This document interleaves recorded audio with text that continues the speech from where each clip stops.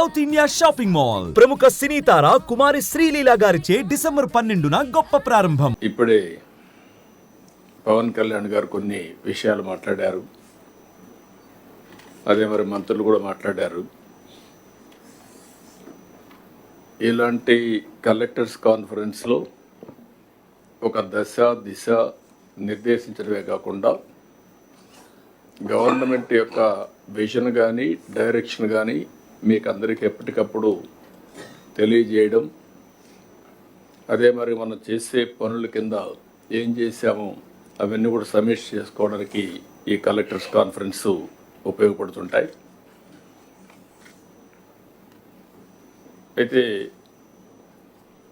Normal స్టేట్లో మనం చేసినప్పుడు చాలా ఈజీగా కూడా ఉంటాయి. ఒక డిస్ట్రక్షన్ జరిగిన తర్వాత మళ్ళీ దాన్ని రీబిల్డ్ చేసేటప్పుడు అనేకమైనటువంటి పెయిన్ పాయింట్స్ ఉంటాయి, సఫరింగ్ కూడా ఉంటుంది, హార్డ్ వర్క్ అవసరం అవుతుంది. అలాంటి పరిస్థితుల్లోనే మనం అందరం కూడా మొదటి కలెక్టర్స్ కాన్ఫరెన్స్ పెట్టుకున్నాం. ఇప్పుడు రెండో కలెక్టర్స్ కాన్ఫరెన్స్ పెట్టుకొని 6 నెలల్లోనే మనం సమీక్ష చేసుకుంటున్నాం. ఎప్పుడు కూడా ఒక పక్క క్రైసిస్ ఉంటుంది, క్రైసిస్లో కూడా ఆపర్చునిటీస్ ఉంటాయి. నేను I strongly believe that every crisis is an opportunity. How to convert that opportunity is the leadership. ఇప్పుడే పవన్ కళ్యాణ్ గారు చెప్పినట్టు మేమందరం కూడా ఎన్నికల కంటే ముందు ఒక్కొక్కరికి ఒక అనుభవం ఉంది. మాకు ఒక ఎక్స్పీరియన్స్ ఉంది, మీకు ఒక ఎక్స్పీరియన్స్ ఉంది. ఒక్కొక్కసారి బ్యూటీ ఆఫ్ డెమోక్రసీ 5 ఏళ్ళ తర్వాత భారతదేశంలో మీరు చూస్తే ఎవరైనా ఎక్సెసివ్గా బిహేవ్ చేస్తే డెమోక్రటిక్ కరెక్ట్ చేస్తుంది. అది భారత రాజ్యాంగం ఇచ్చినటువంటి ఒక పెద్ద హస్తం. ఓట్ అనేది కోటీశ్వరులకి ఎక్కువ ఓట్లు ఇచ్చి కామన్ మ్యాన్కి ఒక ఓటు ఇవ్వలేదు. అందరికీ ఈక్వల్గా ఓటింగ్ మాత్రం ప్రతి ఒక్కరికి ఒక ఓటు ఇచ్చారు. ఆ ఓటే ఈ దేశాన్ని ఈరోజు కాపాడుతూ ఉంది. ఇంతమంది వారు చెప్పినట్టు కొన్ని కంట్రీస్ కూడా చూసాం. ఎప్పుడైతే ప్రజాస్వామ్యంలో కరెక్షన్ జరగవో, ఒక డిక్టేటర్షిప్లు వస్తాయో, అప్పుడు నియంతలు కూడా పుట్టుకొస్తారు.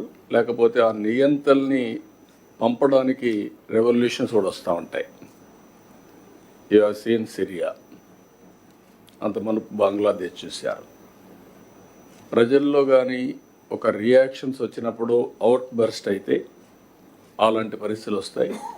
కానీ భారతదేశంలో మాత్రం రిపీటెడ్గా ఎలక్షన్ జరుగుతున్నాయి. కాబట్టి ప్రజా చైతన్యమే ఈ ప్రజాస్వామ్యానికి శ్రీరామ రక్ష. అది మనం అందరం కూడా గుర్తుపెట్టుకోవాల్సిన అవసరం ఉంది. ఈరోజు వారు చెప్పినట్టు నేను ఇంత మునిపే చెప్పాను, every crisis is an opportunity అని.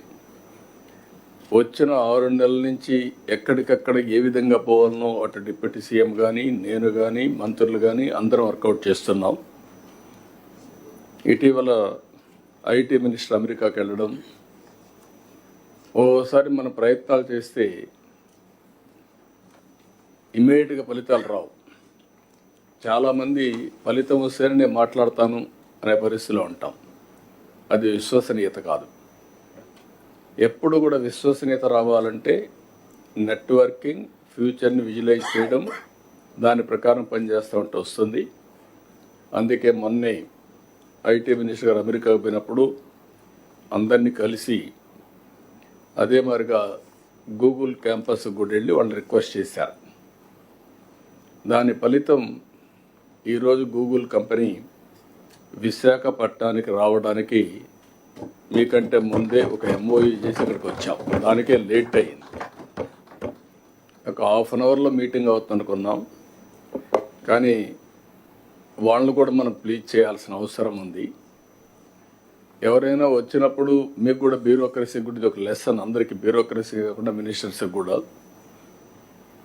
మనం కానీ ఒక పాజిటివ్ నెట్వర్కింగ్ కానీ పాజిటివ్గా కన్విన్స్ చేయగలిగితే ఆటోమేటిక్గా పాజిటివ్ యాక్షన్స్ వస్తాయి. మన వచ్చారు, ఈరోజు వచ్చారు. ఈరోజు నేను ఎప్పుడు మాట్లాడుతున్నాను, ఒకప్పుడు ఐటీ మాట్లాడాను, ఆ తర్వాత ఆర్టిఫిషియల్ ఇంటెలిజెన్స్ మాట్లాడుతున్నాం, ఇప్పుడు డీప్ టెక్ గురించి మాట్లాడుతున్నాం. అంటే వేరియస్ మార్పులు చేర్పులు వస్తున్నాయి భవిష్యత్తులో. వారు ఈరోజు వచ్చినప్పుడు అగ్రిమెంట్ చేసుకునేది ఒక ఎంఓయూ చేశాం. We're looking at a big opportunity in AI. Signed an MOU with Google. This will help in huge development in Visakhapatnam. Suman టీవీలో మీ పర్సనల్ అండ్ బిజినెస్ ప్రమోషన్స్ కోసం కింది నెంబర్కి కాంటాక్ట్ చేయండి.